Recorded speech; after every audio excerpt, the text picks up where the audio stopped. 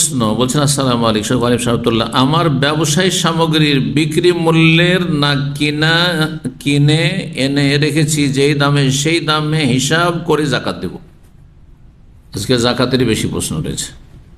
একজন ব্যবসায়ী, হ্যাঁ, তার ব্যবসা আছে, দোকানপাট আছে বা কিছু আছে, সে যে ব্যবসায়ী সামগ্রী আছে দোকানপাটে, ধরেন মুদিখানার দোকান আছে অথবা আপনার অন্য কোনো দোকান আছে, কোনো দোকান আছে, হার্ডওয়্যার আছে।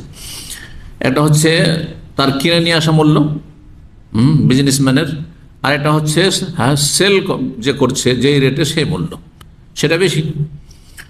তো কোন মূল্য হিসাবে আমি জাকাত দেব? আপনারা কি বলেন, কোন মূল্য হিসাবে দিতে হবে?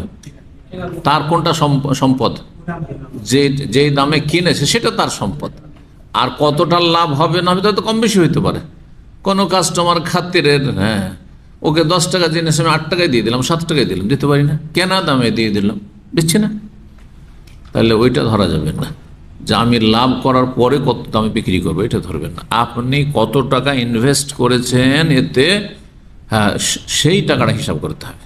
কত টাকার মাল সামান আছে আপনার খরিদ করা মূল্য হিসাবে। জি।